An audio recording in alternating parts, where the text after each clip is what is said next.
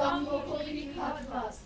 որ ապրելու համար մարդիկ պետք է վճարեն, ինչ-որ մեկի չապրելու գնով, որ այգայում հիմա կարմիր է, ցավ ու ավեր։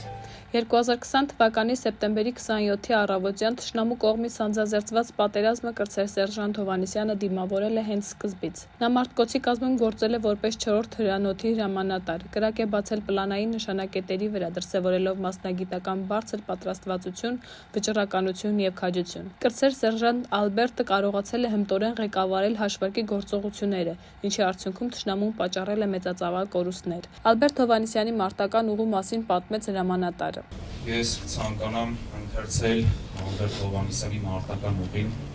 Նա Մարտկոցի կազմում գործել է որպես 4-րդ հրանոթի հրամանատար և կրակ է բացել պլանային և ոչ պլանային նշանակետերի վրա, դրսևորելով մասնագիտական բարձր պատրաստվածություն, վճռականություն և քաջություն,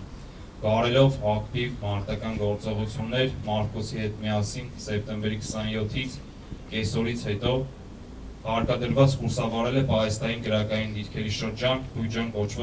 կոչվող տեղամասում, ամբողջությամբ տեղափոխելով իրեն կցագրված տեխնիկան, նյութական միջոցները։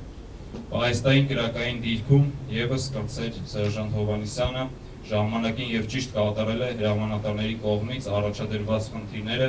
իսկական մարտիկի օրինակ ծառայելով ծառայակիցներին, փորձելով առաջադրված խնդիրները կատարել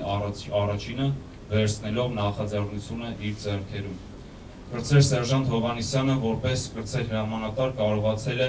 հմտորեն ղեկավարել հաշվարկի գործողությունները, որի արդյունքում հետևանքով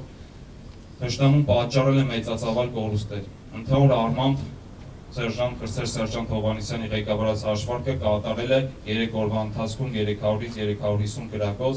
ինչի արդյունքում կասեցվել են թշնամու առաջ շարժվող ստորաբաժանումների առաջընթացը։ Սեպտեմբերի 28-ին յուրային զորքերի կողմից կատարած հակահարձակման ժամանակ Ալբերտ Հովհաննիսյանի գլխավորած հաշվարկը կատարել է կրակոցներ լուսային արկերով, ապահովելով և աջակցելով լուսավորելով ստորաբաժանումների գործողությունները։ Կրտսեր Սերժանտ Հովհաննիսյանը Մարտկոցի կազմում խոցել է պլանային նշանակետեր, 902-րդ մոտորաձգային բազայի տեղամասեր, 381-րդ մոտորաձգային բրիգադի հրամանատարական դիտակետը, սրանք թշնամու նշանակետերն են, թշնամու թիրախներն են, 387-րդ ականանետային Մարտկոց, 345-րդ կրակային աջակցման միջոցներ, 975 նշանակետը Լալալագի, 118-րդ մարտական դիրք, 105-րդ մարտական դիրք, 960-րդ հրետանային Մարտկոց և 971 հակաօդային պաշտպանության կայան։ Ոչ պլանային թշնամու հանդիպման կետեր հանդիսացող նշանակետեր, այդպիսիք են հրետանային Մարտկոցներ, համազորային ստորաբաժանումներ, ինչպես նաև մեծ թվով պիկապ ամենագնացն են։ Կարճ ժամանակային չէ, որ տեղափոխվել էր ուսումնական զորամասից 9-րդ պաշտպանական, ունեցել է կարճ ժամանակում վստահություն հրամանատարության հանդեպ, նկատել են, որ կարգապահ, բանիմաց, խելացի դաստիարակված անձ է, հայ մարդ է և նաև զինվորական։ Ցանկացած գործում ամենակարևորը դա մարդու անձնական կարգապահությունն է և խելացի լինելը, իսկ զինվորական կյանքում դա առավել կարևոր է, քանի որ զինվորականները շարժվում են շատ խիստ ժամային ցուցանիշներով և ցանկացած գործողություն կախված է, թե տվյալ ժամանակահատվածում այդ վայրկյաններին հարկը կպայթի, թե չէ, որպեսզի դրա էֆեկտիվությունը լինի։ Եվ Ալբերտը իր գործողություններով, հենց մարտական գործողությունները վերսկսելով, ինքը ապացուցել է, որ կարող է նախաձեռնություն վերցնել, իրեն կրտսեր հրամանատարի դերում դրսևորել և ժամանակին կատարել իր առջև դրված խնդիրը։ Եվ իզուր չի ասված, որ հաջողություններ ունենում են այն բանակները, ինչպես Ժուկովն է ժամանակին ասել,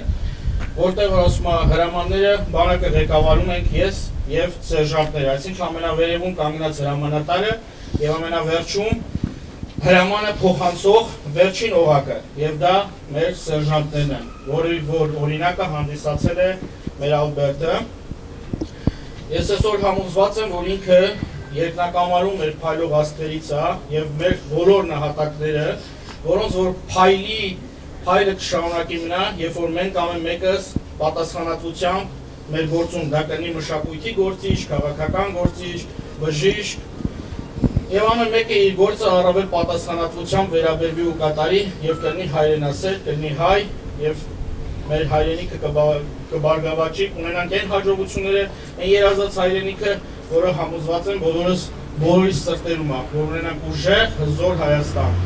Դա Ալբերտը եւ մնացած մեր նահատակները հաստատ այդպես են ուզել տեսնել մեր հայրենիքը։ Պատերազմի օրերին արված լուսանկարը տարածվել է բազմաթիվ լրատվամիջոցներով, դառնալով հատված 44-օրյա պատերազմի պատկերներից, որոնք ներկայացվում են ոչ միայն պատմական փաստի, այլ գաղափարախոսության մաս։ Ալբերտը դառնում է յուրաքանչյուր այն երիտասարդի ներկայացուցիչը, ով կանգնում է հայրենիքի պաշտպանության համար։ Ռետանու կողքին նրա կերպարն ասես հալվում է երկաթի եւ հողի մեջ։ Թանգարանի կառուցման մտահղացումը եղավ, այդ ժամանակ մենք փորձեցինք հավաքել այն իրերը դարակներից անել նրանք, այն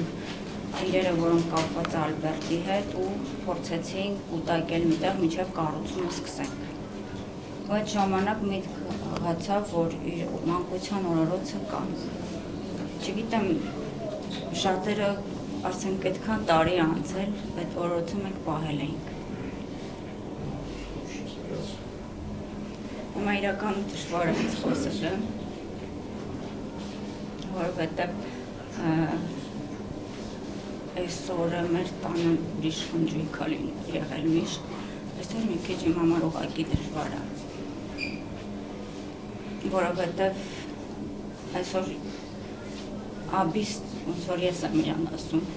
24 ամյակ պետք է նշենք։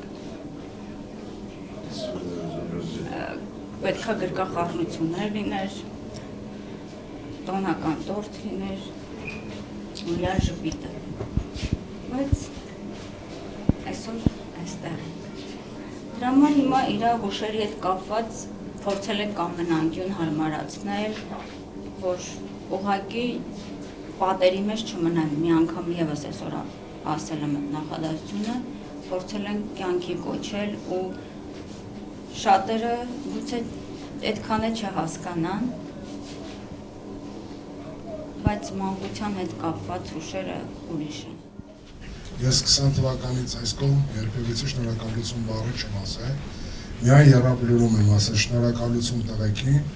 որն եմ ուզում ասեմ շնորհակալություն տղեկին, հավերժ պարկ ու խոնարհումս բոլոր ժամանակների նահատակված մեր հերոսներին։